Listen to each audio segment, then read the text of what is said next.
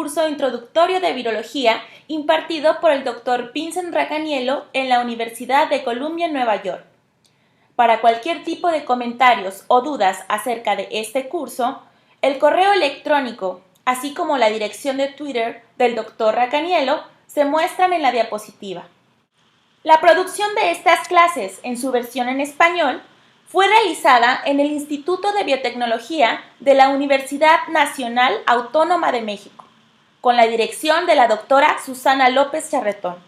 La bibliografía sugerida para este curso es el libro Principles of Virology, en donde podrán encontrar todos los tópicos abordados en esta clase. De igual forma, pueden tener acceso a información sobre el curso, así como ligas de interés creadas por el Dr. Racaniello con objetivo de generar un curso interactivo y divertido. Les sugerimos y recomendamos ampliamente visitar periódicamente el sitio This Week in Virology, en donde pueden escuchar podcasts relacionados con virología. Esta herramienta está diseñada para, además de reafirmar los conocimientos aprendidos en este curso, podamos aprender nuevos conceptos de una forma entretenida. Empecemos a hablar de virus. ¿Cuántos de ustedes han tenido una infección viral? Todos nosotros hemos sido infectados, incluso algunos de nosotros estamos infectados en este momento. Los virus se encuentran en todos lados. Siempre los estamos inhalando, siempre los estamos comiendo. Simplemente se encuentran en todos lados.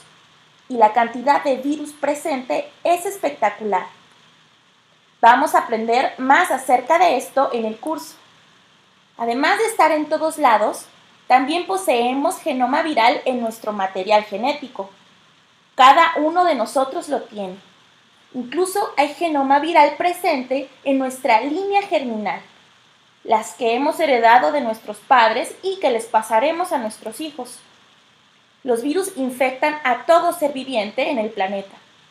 Y aunque recientemente se han descubierto gran variedad de nuevos virus presentes en organismos no descritos, como por ejemplo C. elegans, estamos seguros que si no los conocemos es porque no hemos buscado lo suficiente, porque cada especie de organismo tiene su propio virus. Los números presentados aquí son sorprendentes. Nuestra intención es darles una idea de la cantidad de virus presentes en el planeta.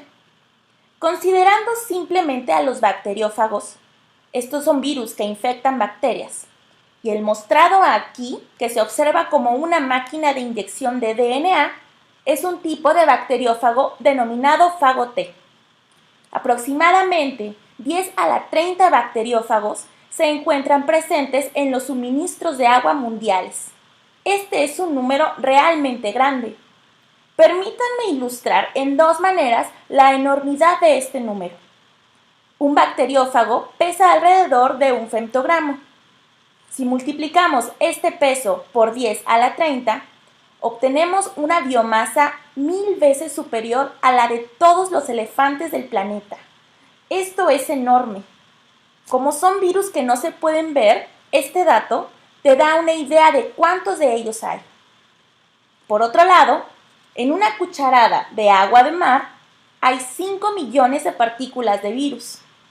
Así que la próxima vez que vayan a nadar, recuerden que su cuerpo se está lavando con todo tipo de virus. Pero no se preocupen, lo hemos hecho por años y todo ha resultado bien.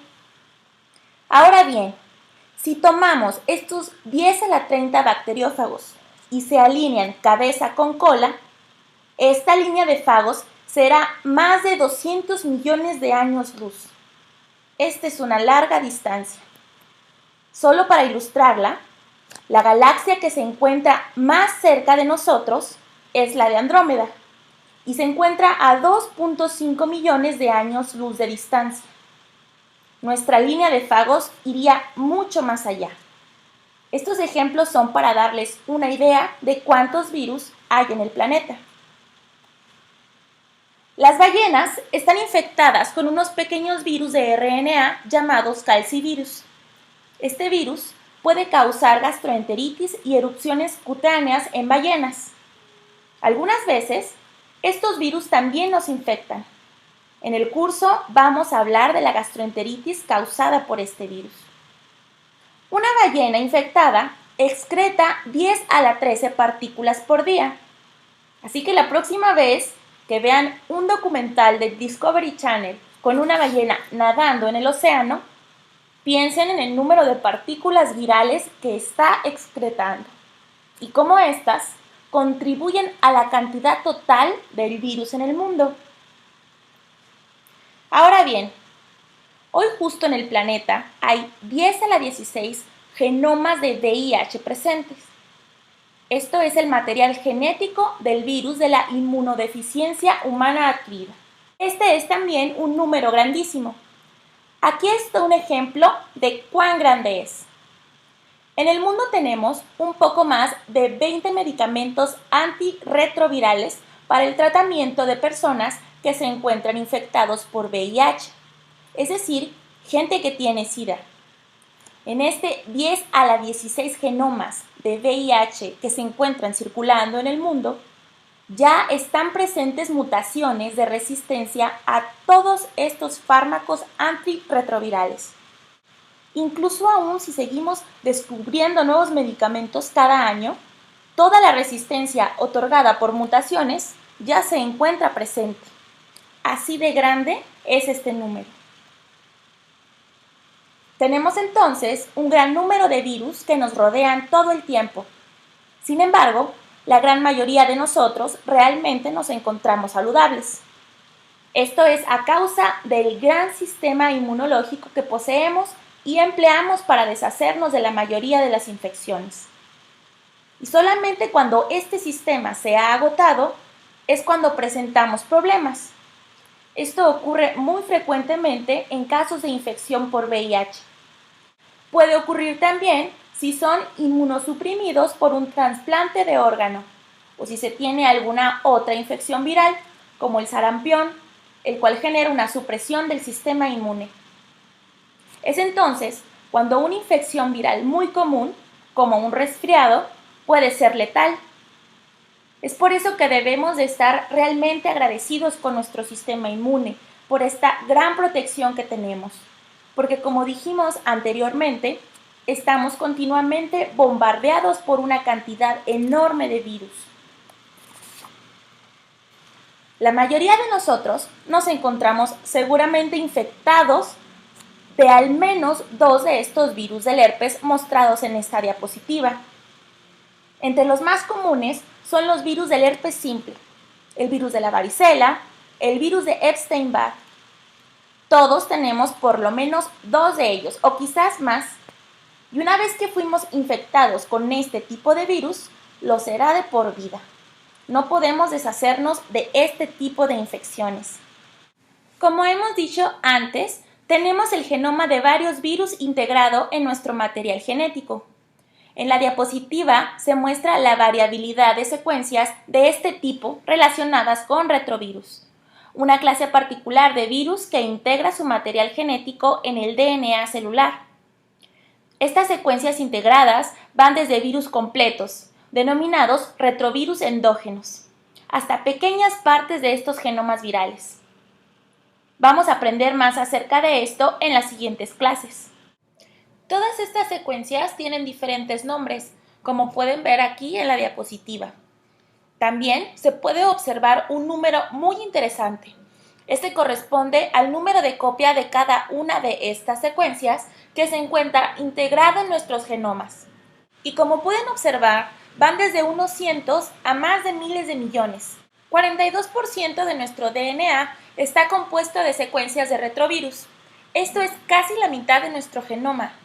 Cuando lograron secuenciar nuestro genoma, encontraron mucha similitud con secuencias de retrovirus. Estas infecciones azarosas que ocurrieron hace millones de años han estado presentes mucho tiempo, y no solamente en homínidos, sino también en sus ancestros. Aun cuando ya no se produce ningún tipo de virus de estas secuencias, siguen ahí. Y es una pregunta muy interesante tratar de averiguar por qué todavía se encuentran presentes. Este es un mapa de la microbiota normal humana. Recientemente, en los Estados Unidos se inició el proyecto Microbiota, cuyo objetivo es identificar qué microorganismos habitan cada uno de los diferentes sitios del cuerpo humano. Lo que se muestra en estas gráficas circulares es la composición de microorganismos, en términos de especies bacterianas, de cada uno de estos sitios del cuerpo humano, no solo de la piel y del intestino, sino también de sus diferentes zonas. Se observa una diferencia significativa entre cada uno de estos sitios con respecto a su composición microbiana. Además de la presencia de bacterias en nuestros intestinos, en nuestra boca y en otros lugares, cada una de esas bacterias, las cuales son increíblemente importantes para nuestro bienestar, también están infectadas con virus, denominados bacteriófagos. Así que estamos infestados de virus. Nuestra microbiota los tiene. Estamos colonizados por una gran variedad de virus en nuestro sistema respiratorio y en nuestro tracto gastrointestinal. No todos los virus nos enferman. Muchos de nosotros tenemos miedo de ellos porque son agentes de enfermedades muy graves. Pero resulta que cuanto más los estudiamos, los hemos encontrado en casos donde no causan ningún tipo de enfermedad.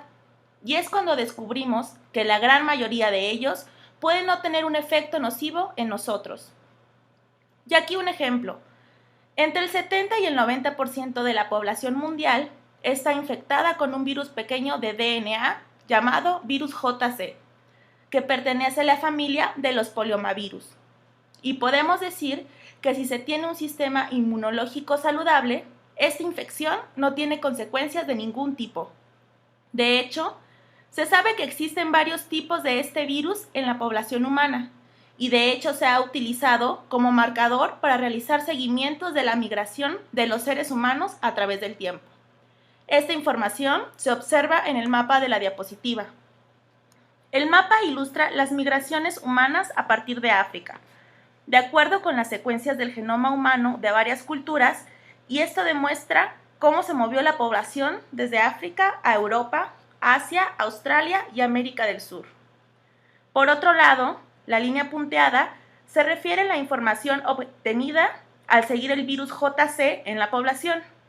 Como se puede observar, esta difiere ligeramente de la línea explicada anteriormente. También comienza en África y se dirige a América del Norte, pero sin llegar a América del Sur. Esto no es solo una ilustración de lo que podemos hacer con información derivada de secuencias de poblaciones virales, sino también el hecho de que este virus es benigno.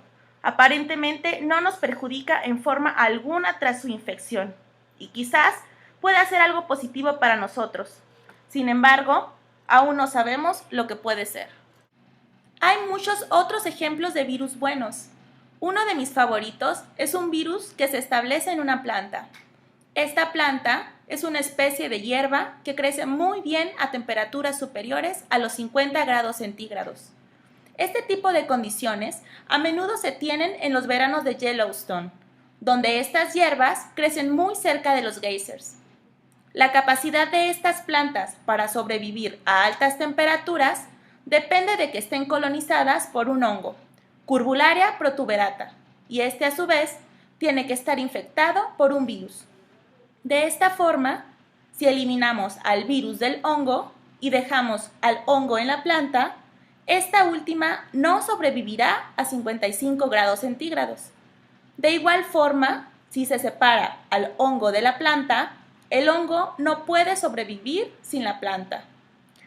Gracias a este tipo de coexistencia, la planta es capaz de proporcionar un hogar para el hongo y para el virus.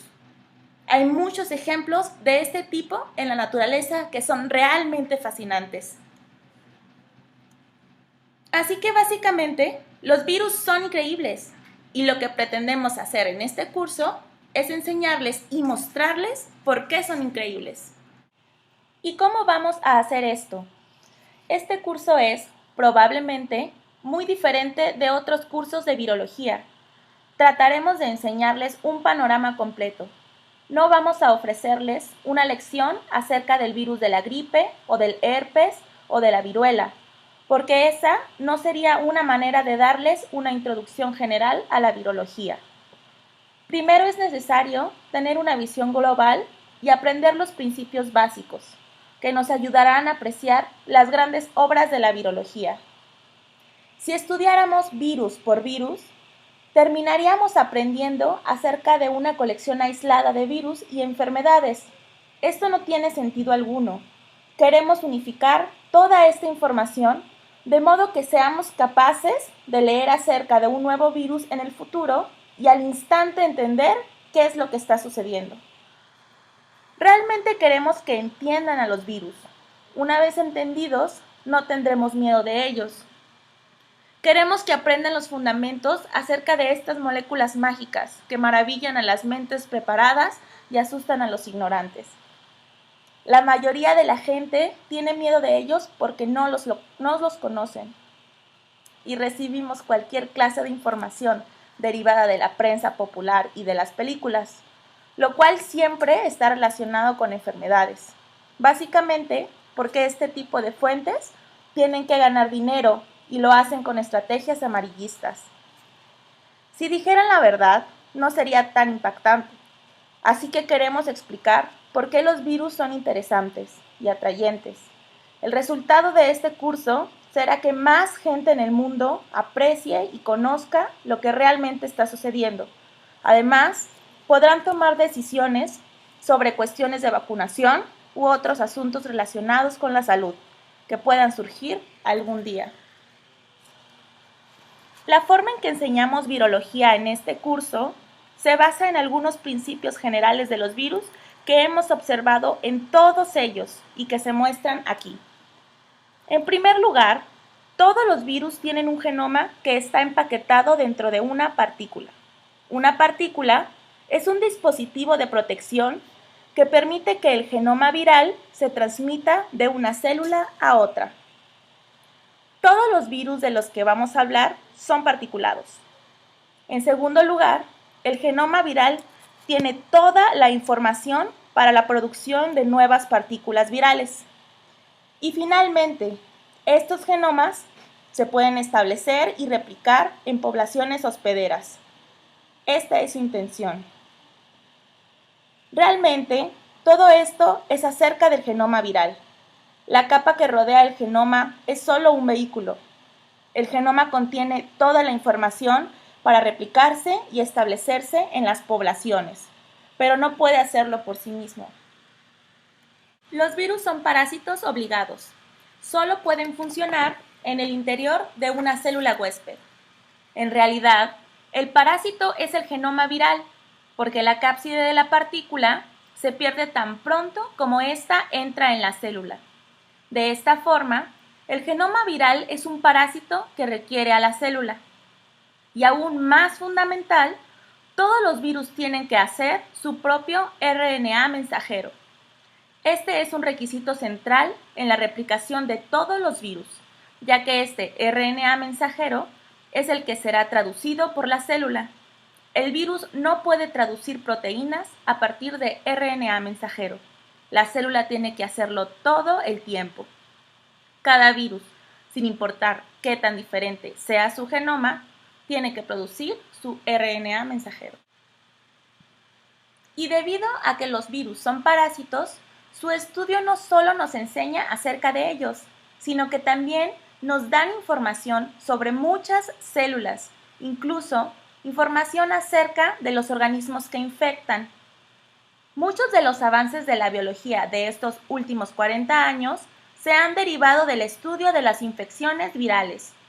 Estos estudios han identificado procesos que normalmente no ejecuta la célula huésped y que solo se activan cuando se encuentra infectada por algún virus. Por esto, en este curso aprenderemos mucho de biología celular, cuando estemos estudiando a todos los virus. También aprenderemos sobre biología de organismos, acerca de las características específicas de diversos organismos que son infectados por un mismo tipo de virus. Para ayudarlos en este curso, es importante mencionarles que se tiene que evitar antropomorfizar a los virus. Los virus no hacen cosas, no tienen conciencia y, por supuesto, ellos no quieren hacer nada. Todo lo que ocurre es consecuencia del ciclo infeccioso viral. Escuchen dos razones por las que no debemos antropomorfizar a los virus. 1. porque es extraño decir y pensar que los virus emplean o presentan una estrategia determinada. 2. Porque antropomorfizarlos nos impide darnos cuenta de cómo funcionan. Como ya hemos escuchado, los virus producen un gran número de partículas, y muchas de estas son mutantes. Cuando los virus se replican, se generan mutantes de todo tipo todo el tiempo. Así que aquí está su primera lección. Cuando ustedes lean un periódico o escuchen una noticia que indique que un virus ha mutado, esto está totalmente equivocado, porque siempre está mutando y mutará, porque todo el tiempo tratan de adaptarse a un entorno específico, y no porque traten de enfermarnos. Los virus con las mutaciones que les confieran las mayores ventajas sobre un medio son los que permanecerán. Esto es básicamente la evolución darwiniana. Los virus son ejemplos perfectos de máquinas darwinianas. Durante su replicación se producen muchísimas mutantes en un tiempo realmente corto, más que cualquier otro organismo en el planeta. Algunas personas encuentran esta característica muy difícil de entender. Los seres humanos tomamos casi un año para crear un nuevo ser humano. La evolución es muy lenta, además de que somos organismos con genoma de DNA, así que no mutamos tan rápidamente. En cambio, entre los virus con genoma de RNA, los eventos de mutación se llevan a cabo muy rápidamente. Algunos producen nuevas generaciones de virus en lapsos de pocas horas, por lo que pueden producir cientos de mutantes y realizar una selección adaptativa en solo una noche. Este concepto es muy importante y vamos a hablar de esto con más detalle en otra clase. Los virus, si tienen algún objetivo, es el de propagarse. No existirían si no tuvieran éxito en esta tarea.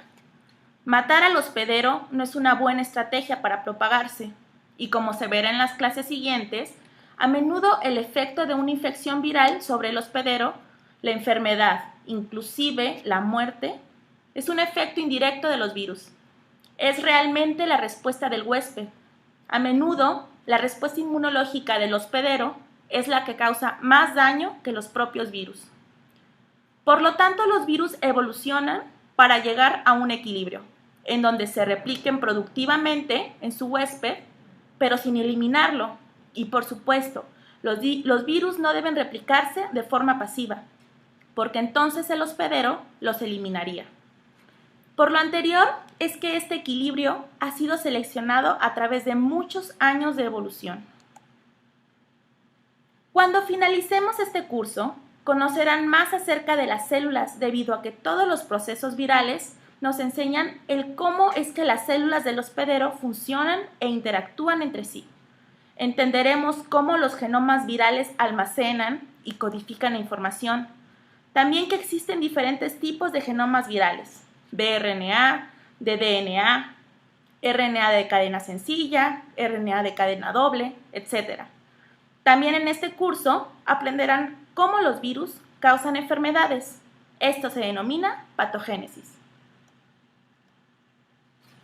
Además, cuando vean los noticieros, sabrán cuándo están diciendo tonterías, lo que generalmente sucede cuando hablan de virología.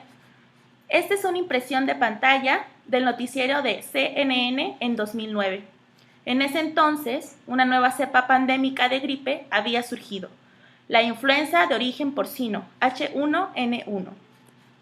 Algunos grupos científicos realizaron estudios de este virus en hurones. Estos animales son buenos modelos para el estudio de la gripe. Lo que encontraron estos grupos es que cuando infectaban a hurones con esta cepa de virus, el resultado era letal. La infección destruía los pulmones de los hurones y terminaba matándolos. Entonces, el noticiero presentó estos resultados como si este efecto fuera a suceder en los humanos, informando que esta cepa viral era distinta y que destruía los pulmones de las personas infectadas. Esta noticia era completamente errónea. Los hurones son un modelo animal y los resultados obtenidos en ellos no pueden extrapolarse a humanos. De hecho, después de un extenuante año de experimentos, descubrimos que esta cepa de influenza no era tan patogénica. En general, los noticieros tienden a ser muy amarillistas en las noticias referentes a la salud. Y lo que nos gustaría es que después de tomar este curso, ustedes fueran capaces de detectar este tipo de noticias erróneas y corregirlas. Hace muy poco, el 7 de enero de este año, 2012, una editorial del New York Times nos volvió totalmente locos. Publicó An Engineered Doomsday, que se puede traducir como una apocalipsis diseñada. Este artículo hablaba acerca de algunos experimentos con el virus de la influenza que se habían realizado recientemente y que discutiremos más adelante. Estos experimentos fueron con el virus de la influenza aviar, que produce una gripe en aves, y nos preocupaba que el virus pudiera infectar a las personas en el laboratorio. Grupos de investigación en Holanda y en la Universidad de Wisconsin hicieron algunos experimentos en los que hicieron a este virus más transmisible entre hurones. No es posible hacer estos experimentos en las personas, por lo que lo hicieron en hurones como modelo animal. Lo que sucedió posteriormente fue que esta noticia se exageró, argumentando que esta cepa podría ser utilizada para bioterrorismo. El New York Times publicó un artículo en donde se decía que este era un virus terrible y que podría matar a decenas o a cientos de millones de personas si se escapaba de donde se encontraba confinado.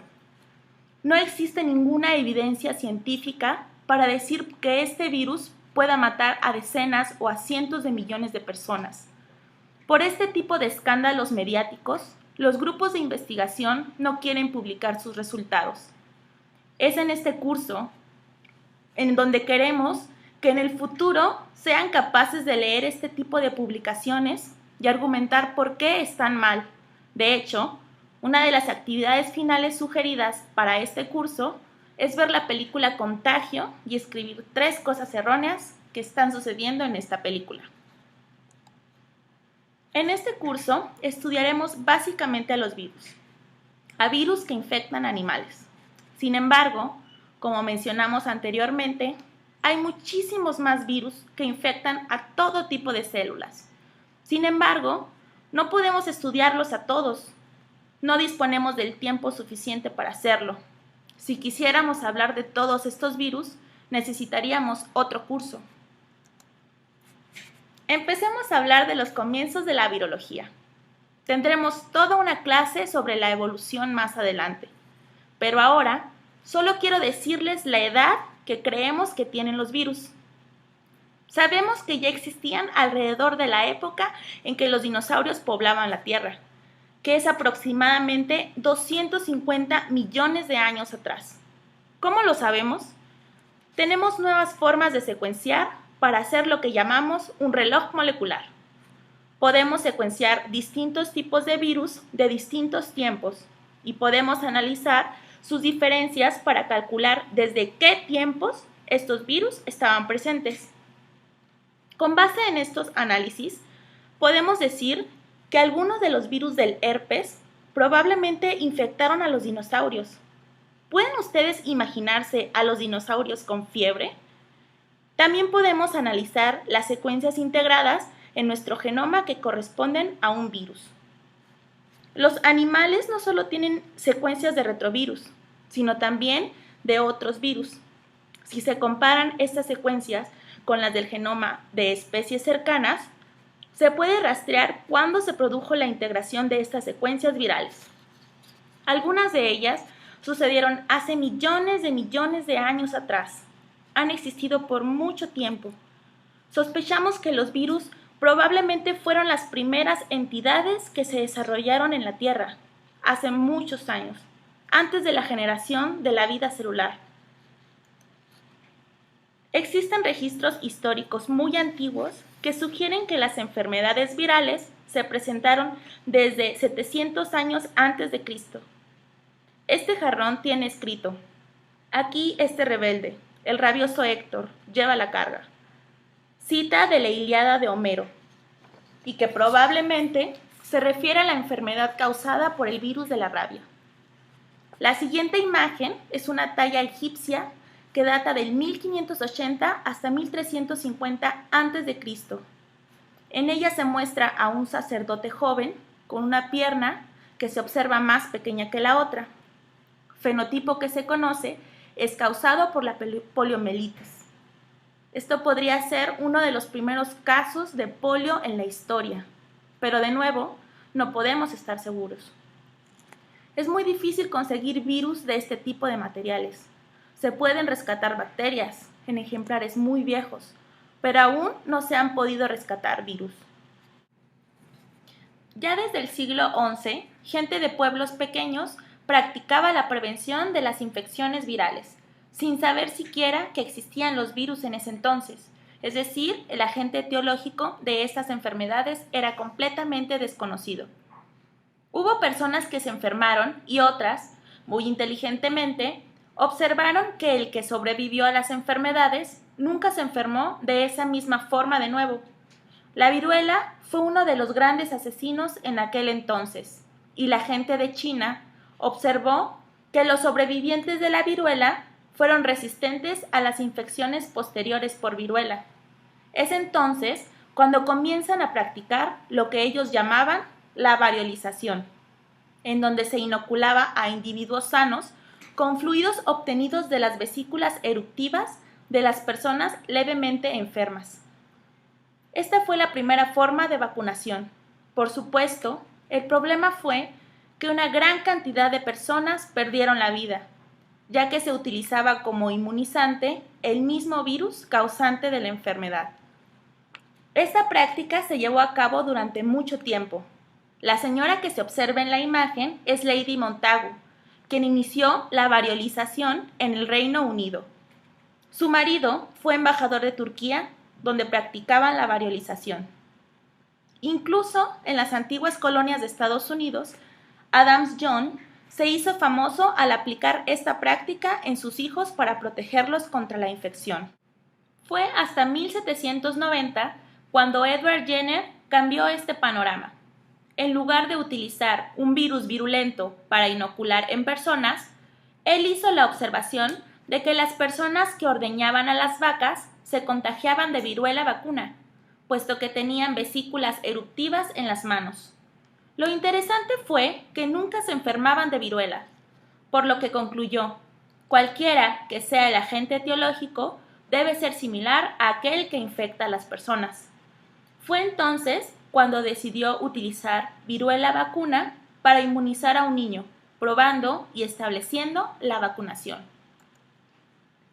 Si creen que el movimiento contra la vacunación es nuevo, aquí les mostramos una imagen de los tiempos de Jenner, a finales de 1790.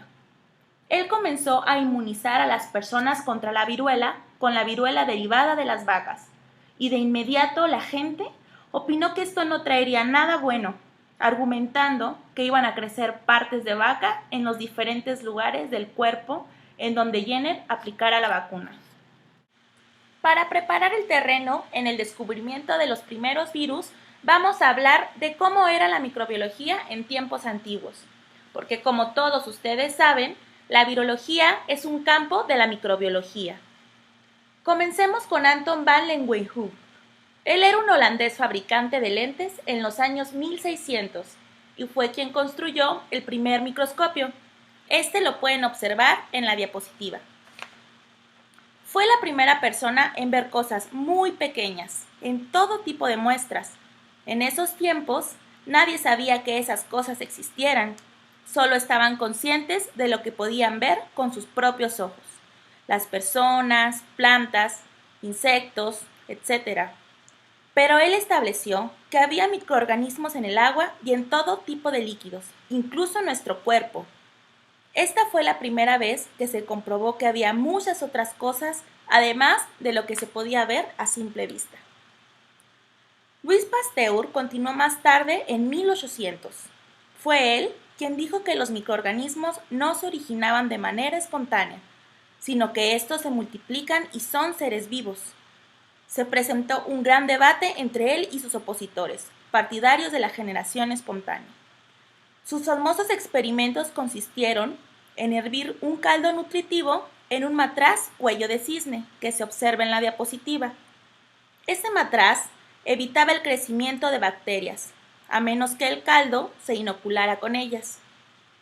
Lo anterior se debe a que el cuello del matraz se curva de tal manera que las bacterias presentes en el aire no pueden entrar. Entonces concluyó: los microorganismos viven y se multiplican. No existe la generación espontánea. Por último, Robert Koch fue el primero en establecer la teoría de los gérmenes y la enfermedad.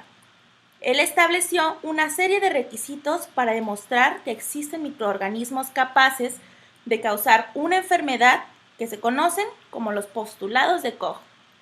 Aquí es donde estábamos, a finales del siglo XVIII. Teníamos el conocimiento de las bacterias, pero todavía no el de los virus. Comenzamos nuestro viaje viral con la enfermedad del tabaco. Como saben, el ser humano ha cultivado el tabaco desde hace mucho tiempo, y desde entonces la planta ha tenido una enfermedad llamada la enfermedad del mosaico de tabaco. A finales de 1800, mucha gente estaba tratando de averiguar lo que causaba esta enfermedad, dadas sus consecuencias económicas. Se destruían las hojas y por lo tanto no se podían vender. Varios científicos en Europa estaban trabajando en esto. Secaban hojas de tabaco y hacían extractos de la misma. Posteriormente, trataban de transmitir la enfermedad a otra planta exponiéndolas al extracto. En ensayos independientes a finales de 1800, Ivanovsky en Rusia y Beyering en Holanda decidieron utilizar filtros de porcelana con poros muy pequeños que excluían a las bacterias. El trabajo de Koch y de Pasteur ya había demostrado que era posible separar bacterias con este tipo de aparatos, ya que al poner un extracto y pasarlo a través de estos filtros, lo filtrado se encontraba libre de bacterias y en la parte superior se encontraban todas las bacterias adheridas al filtro. Con hojas que tenían la enfermedad del mosaico del tabaco, prepararon un extracto que pasaron a través de este filtro de porcelana, y la sorpresa para ellos fue que lo que causaba la enfermedad en plantas sanas era aquello que había pasado a través del filtro. Concluyeron que se trataba de un organismo muy pequeño, que nunca había sido descrito, mucho más pequeño que las bacterias, ya que pasaba por el filtro. También encontraron que si incubaban el filtrado, este era incapaz de crecer por sí solo. Deducieron entonces que se trataba de un nuevo agente, realmente pequeño e incapaz de crecer por sí mismo, a menos de que se pusiera en contacto con un nuevo huésped, además de ser claramente distinto a las bacterias. Aquellos fueron los primeros descubrimientos de virología a finales de 1800. El primer virus animal fue descubierto en 1898 y fue el virus que causaba la fiebre aftosa en el ganado bovino. Esta infección producía lesiones hiperemicohemorrágicas en la mucosa bucal, las pezuñas y en los músculos de las vacas, con desarrollo de erosiones y ulceraciones. Esta enfermedad ocasionaba colosales pérdidas de producción. En todos los casos, la definición de virus consistía en que eran agentes muy pequeños, puesto que pasaban a través de filtros que impedían el paso de bacterias y que solo se replicaban en su huésped. En ese momento se mejoraron los filtros y el tamaño de la exclusión fue de aproximadamente 0.2 micras, alrededor de 1/1000ª parte de un metro. Así que, por muchos años, esta fue la definición de un virus. Estos son algunos de los descubrimientos en virología que exponemos con la intención de mostrar una perspectiva histórica sobre alguno de los virus de los que hablaremos hoy. Los primeros virus que infectaban a humanos fueron descubiertos en 1900 y fueron el virus que ocasionaba la fiebre amarilla, el virus de la rabia, el virus de la viruela, el virus de la leucemia de pollo, que fue el primer virus causante de cáncer descubierto, y el virus de polio en 1908. En 1911 se descubrió otro virus causante de cáncer, el virus del sarcoma de Rose. Este virus causa tumores sólidos y vamos a hablar mucho de él en este curso. Los bacteriófagos, que son virus que infectan a bacterias, fueron descubiertos en 1915 y el virus de la influenza fue descubierto recientemente, en 1933. El nombre de virus se deriva del latín que significa toxina o veneno. Los primeros investigadores que los descubrieron no estaban realmente seguros de lo que eran. No sabían qué tipo de entidad eran, por lo que los clasificaron como una toxina o un veneno, a pesar de ser objetos particulados. En este curso vamos a hablar de virus, pero también usaremos el término virión, que significa algo muy específico. Este término corresponde a la partícula infecciosa. Un virión es una partícula completa de virus y además es infecciosa. La razón por la que hacemos este tipo de distinción es porque se pueden producir muchas partículas de virus, pero por varias razones no todas son infecciosas y por lo tanto no son viriones. En 1930, cuando se desarrolló el microscopio electrónico, se logró ver por primera vez cómo son los virus. Y fue sorprendente la diversidad y la belleza que compartían distintos virus. En la diapositiva podemos observar algunos ejemplos de ellos. En la imagen podemos ver a un bacteriófago. Este es de los llamados fagos T, que infectan a las bacterias. Tienen una estructura sorprendente, parecida a la de una máquina de inyección de DNA. Este otro virus es el del mosaico del tabaco, visto por primera vez en 1930, y fue de los primeros descubrimientos de virus. Aquí tenemos a un primo del virus de la rabia.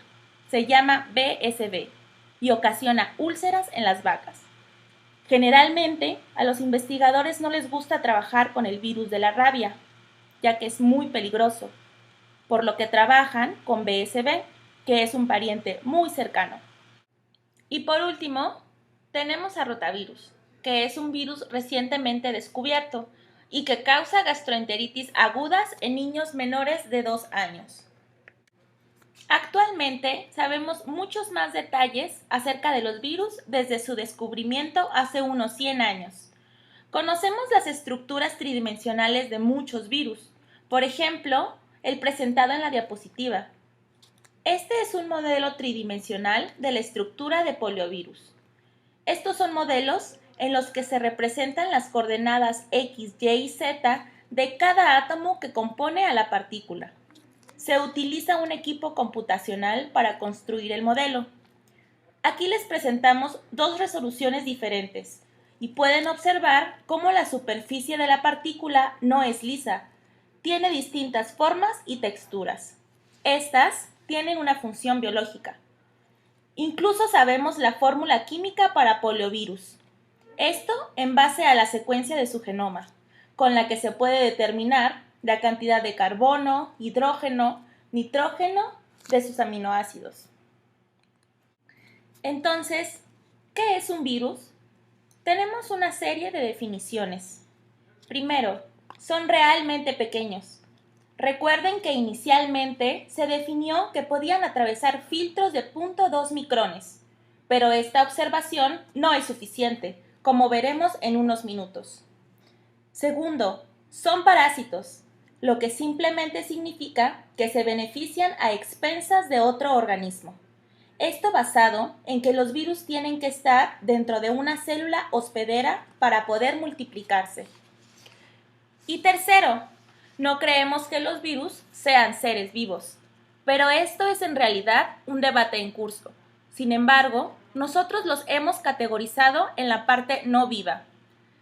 Mucha gente piensa que los virus están vivos, pero nosotros creemos que son solo productos químicos, entidades de proteína organizada.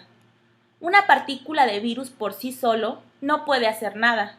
Lo pones sobre una mesa y mientras se mantenga estructuralmente estable, no puede hacer nada a menos que lo pongan en una célula.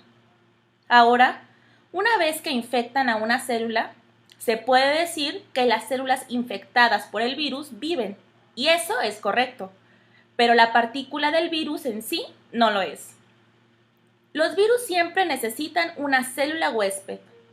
Este es un concepto muy importante. Todos los virus necesitan del huésped para multiplicarse, y no son capaces de hacer nada fuera de su hospedero. En el sitio web This Week in Virology, recomendado al inicio de la clase y coordinado por el Dr. Racanielo, pueden responder a la pregunta ¿los virus están vivos? Esta encuesta es con objetivo de evaluar la posición de los estudiantes que llevan este curso respecto a este interesante debate. Los invitamos a formar parte de la encuesta. Los virus son muy pequeños. Este es uno de sus principales atributos. Hablemos entonces de ello. En la diapositiva, en la parte inferior izquierda, se representa a una bacteria E. coli e infectando a esta E. coli un fago. Esta es una ampliación de 100.000 veces el tamaño real.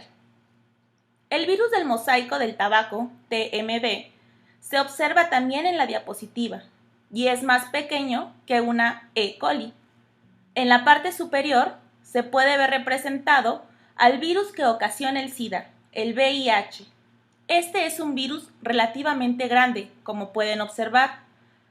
Todo lo que está en el panel pequeño continuo al virus del SIDA se magnifica en la derecha de la diapositiva. Hay un átomo de carbono, apenas se puede ver. También está un ribosoma y un virus de polio. Este último es del tamaño de un ribosoma celular. Todos estos componentes están aumentados millones de veces. Esta es otra forma de ilustrar las dimensiones de un virus. Esta es una célula eucariota con su núcleo y toda su variedad de organelos, membranas dentro y fuera de ella. A su lado derecho hay dos tipos diferentes de virus.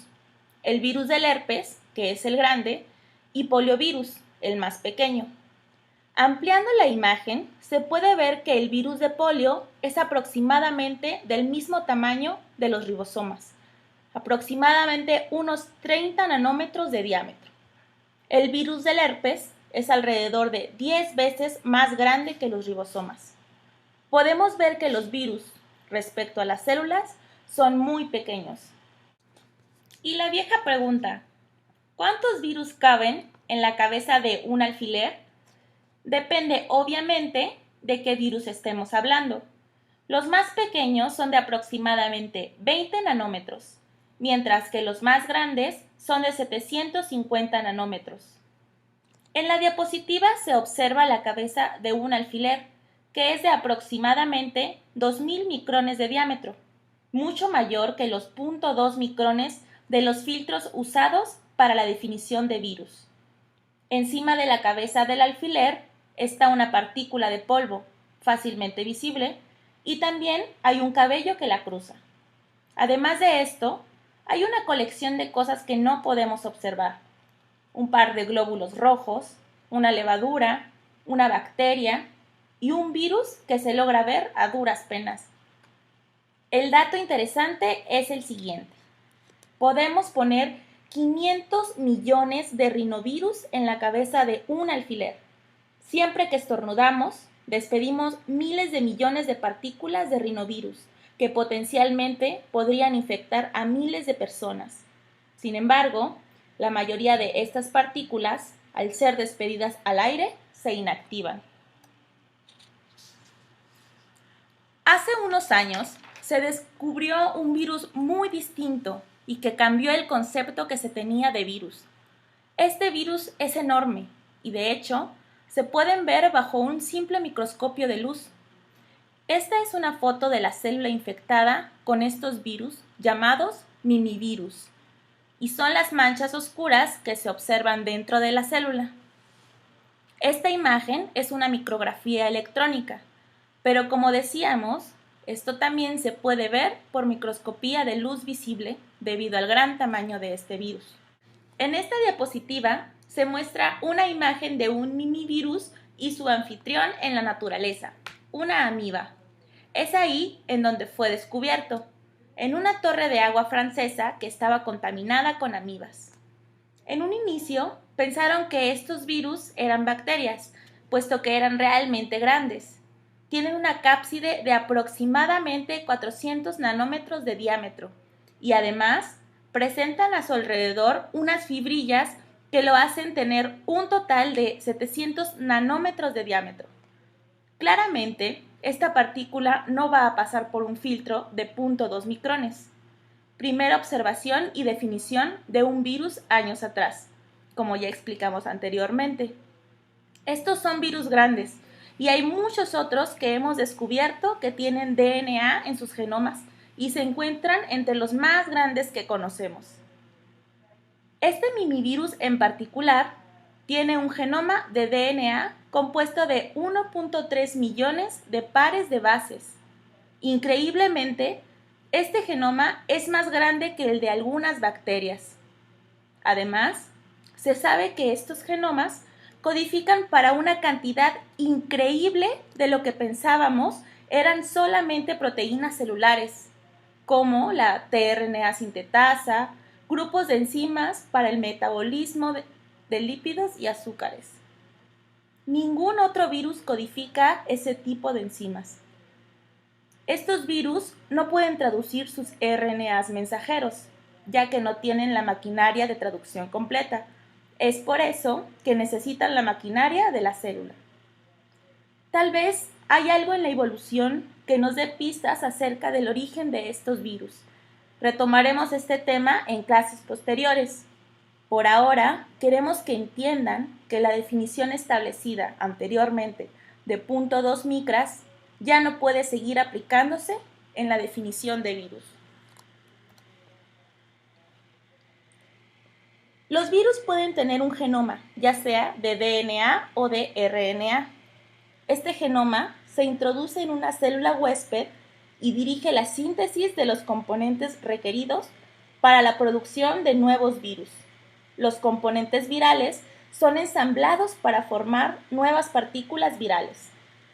Estas partículas, como dijimos antes, ayudan al genoma viral para llegar a otra célula u otro organismo. Una vez dentro de una nueva célula hospedera, los virus se desensamblan e inician un nuevo ciclo replicativo. Como hemos dicho antes, en el estudio de los virus se aprende acerca de la célula, debido a que el virus entra a ella y utiliza muchos procesos celulares para realizar eficientemente su ciclo replicativo. Toda la energía que los virus requieren para todas estas actividades proviene de las células. Por ejemplo, los virus tienen que ser transportados dentro de la célula. Algunos de ellos necesitan ser llevados hasta el núcleo celular.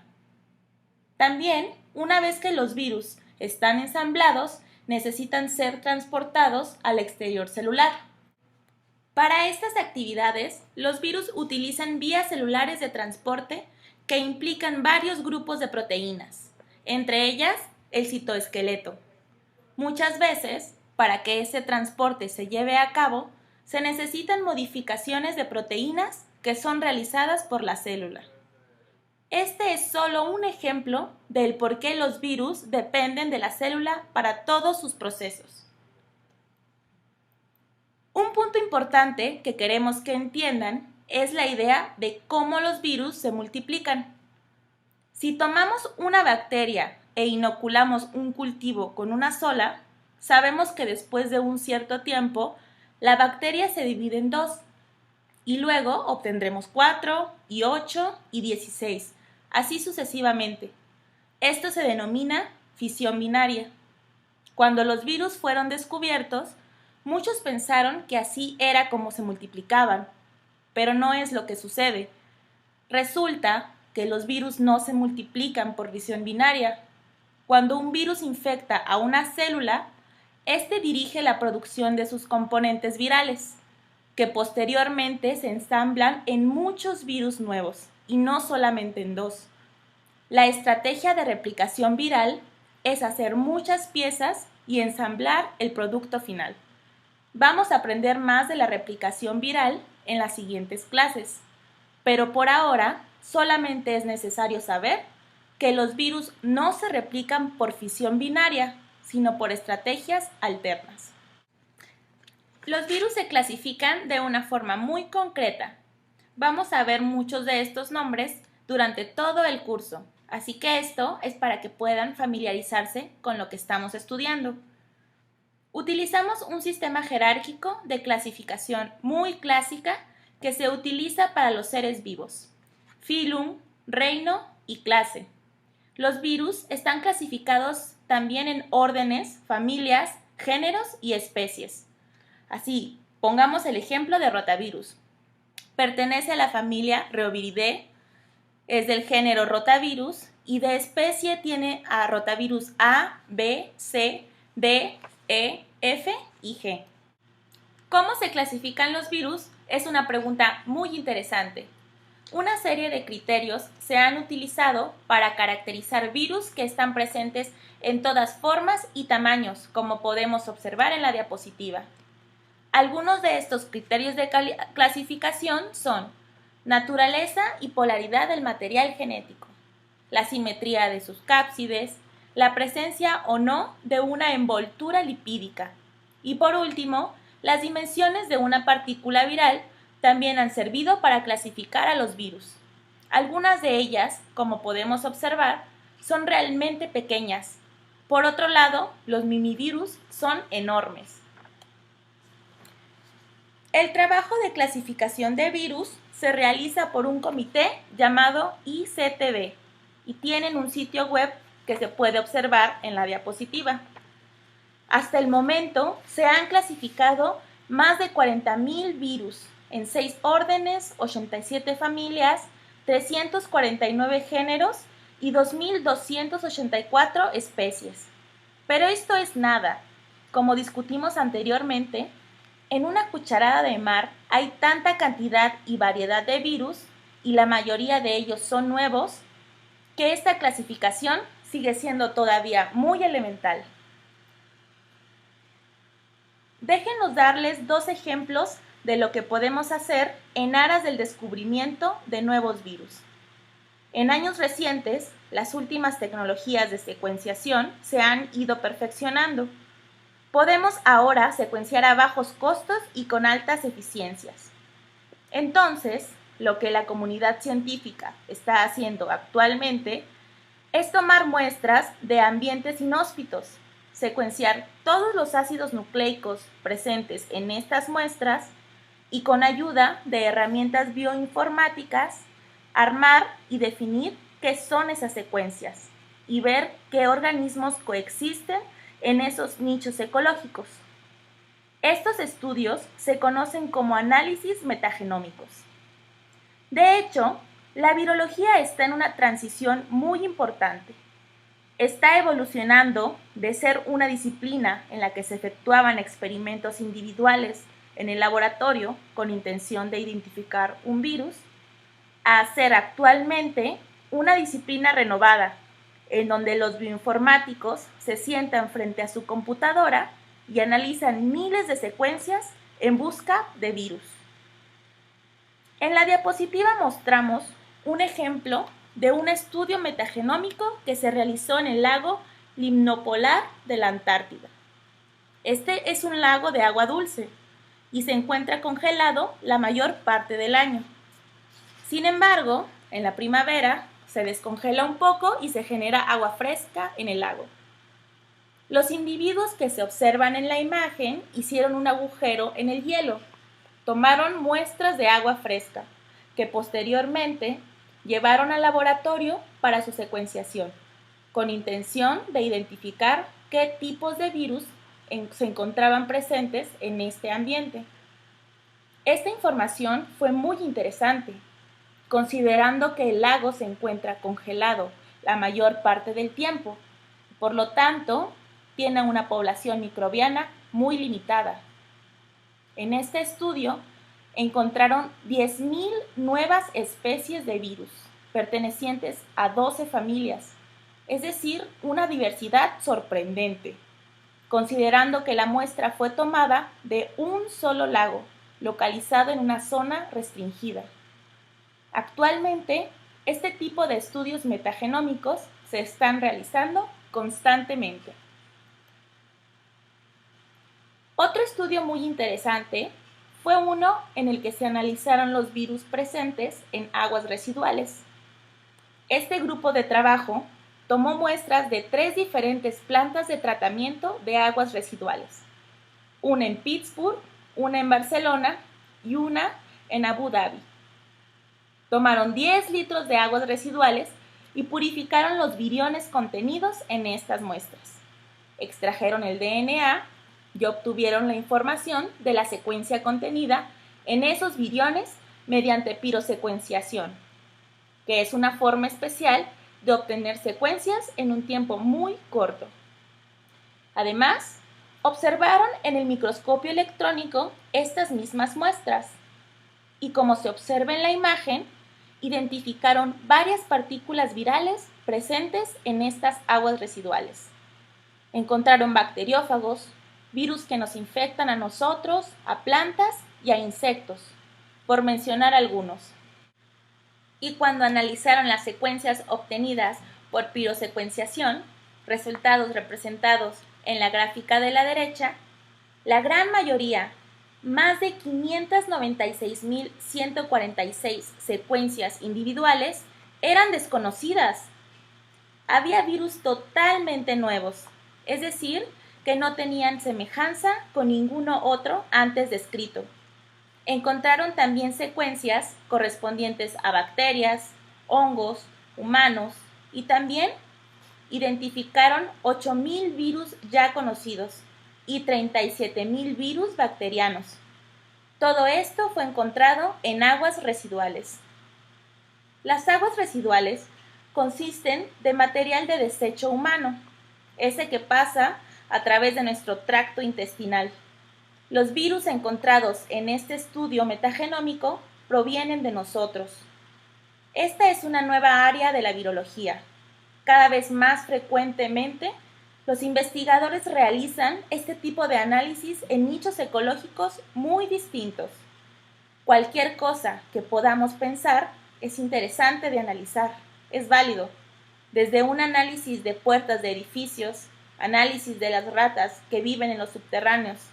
Cualquier cosa es interesante para descubrir qué virus habita ahí y por ende nos rodea.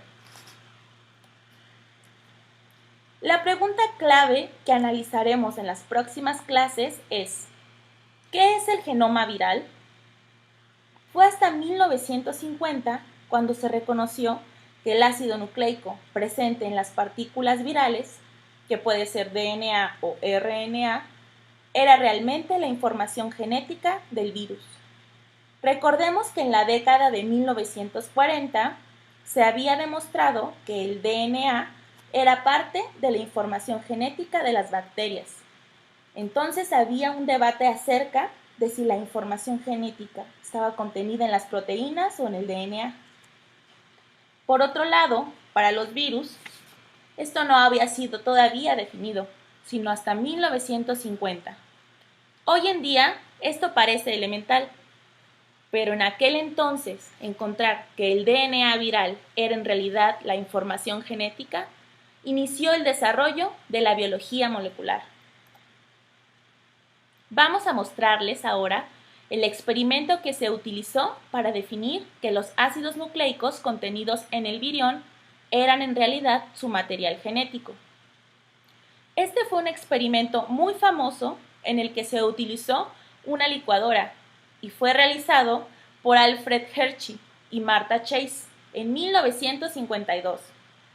Ellos usaron bacteriófagos y bacterias infectadas con estos. Lo que ellos hicieron fue marcar radioactivamente las proteínas o el DNA del bacteriófago, ya sea con azufre 35 o con fósforo 32, respectivamente, y se preguntaron: ¿dónde van a parar estos componentes marcados radioactivamente después de la infección? En la diapositiva vemos en la parte superior el experimento donde marcan solamente a la proteína del fago y en la parte inferior donde marcan solamente el DNA del fago. Una vez marcados, estos fagos se utilizaron para infectar bacterias por un lapso de 5 minutos. Posteriormente, separaron al fago de la bacteria y se preguntaron, ¿en dónde quedó la radioactividad? Observaron que cuando utilizaron fagos con proteínas marcadas, la radioactividad nunca se asoció con la célula hospedera. En contraste, en aquellos fagos marcados radioactivamente en su DNA, la radioactividad fue detectada preferencialmente en la bacteria hospedera. Observaron que el DNA del fago se introdujo en las bacterias y que además la siguiente generación de fagos tenía también presente marca radioactiva en su DNA. Con este experimento comprobaron que el DNA contenido en los fagos es el que se introduce a la bacteria hospedera y es el que dirige la síntesis de nuevas generaciones de fagos.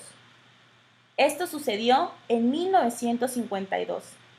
Al año siguiente, la estructura del DNA fue resuelta por Watson y Crick, con una gran ayuda de Rosalind Franklin. Este es el descubrimiento que marca el nacimiento de la biología molecular. Cuando hablemos de todos los distintos tipos de virus, va a ser muy confuso, puesto que hay una gran cantidad de ellos. Sin embargo, existen hechos claves que harán nuestra vida más fácil en este curso. El primero es que todos los genomas virales deben ser transcritos a RNA mensajero, para así poder ser traducidos por los ribosomas de la célula hospedera. Mantengamos al RNA mensajero en el centro de cualquier tipo de replicación de genoma.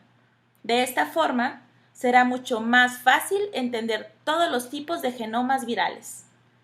Hay una gran cantidad de virus diferentes que tienen distintas estrategias de replicación, pero todos ellos tienen que hacer RNA mensajero. Este razonamiento fue utilizado por David Baltimore, Premio Nobel por el descubrimiento de una enzima muy importante en los virus tumorales, la transcriptasa reversa. Baltimore utilizó la importancia del RNA mensajero para organizar todos los distintos tipos de genoma viral en un sistema que unifica la variabilidad de genomas virales existentes. Él decidió poner RNA mensajero en el centro del esquema, como se observa en la diapositiva, y organizó los distintos tipos de genomas virales a su alrededor. Podemos observar que existen virus con genoma de DNA, de doble cadena, de cadena sencilla, de RNA, etc. Y él propuso que todos ellos requieren producir RNA mensajero, localizado en el centro del esquema. Es muy importante que esto quede muy claro. Para diferenciar los distintos tipos de ácidos nucleicos, utilizamos distintos colores y nomenclaturas. Para el caso del RNA, definimos cadena positiva y cadena negativa, ejemplificadas en el esquema como verde y café, respectivamente. El RNA mensajero es ejemplificado como el RNA de cadena positiva y su complementaria como cadena negativa. La cadena positiva es la que puede ser traducida, solamente ella. Si pensamos que todos los genomas virales tienen que llegar al RNA mensajero, al nombrar algún tipo de genoma, sabrán muy fácilmente cómo llegar ahí, gracias al esquema de Baltimore. Por ejemplo, si el genoma es de DNA de doble cadena, es solo un paso para llegar al RNA mensajero, porque existen enzimas que pueden utilizar el DNA de doble cadena como templado para hacer RNA mensajero. Si tenemos un virus con RNA de cadena positiva, el primer paso es hacer una cadena complementaria, es decir, RNA de cadena negativa, porque el RNA de cadena positiva no puede ser copiado por sí mismo para producir RNA mensajero.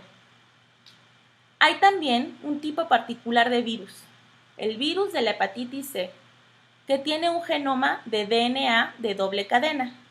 Sin embargo, tiene huecos en él y las enzimas que producen RNA mensajero no pueden manejar estos huecos. Así que el virus necesita primero producir DNA de doble cadena y finalmente hacer RNA mensajero, y así sucesivamente. En esta diapositiva se aprecian los 7 tipos diferentes de genoma viral: DNA doble cadena, DNA doble cadena con huecos, DNA cadena sencilla, RNA doble cadena, RNA cadena sencilla, polaridad positiva, RNA cadena sencilla, polaridad negativa. Y por último, un genoma muy inusual. Tenemos un virus de RNA de cadena sencilla, positiva, que no se traduce, y para llegar a producir RNA mensajero, utiliza como intermediario DNA complementario a esta hebra, como podemos observar en el esquema. Este tipo de genoma pertenece al grupo 6.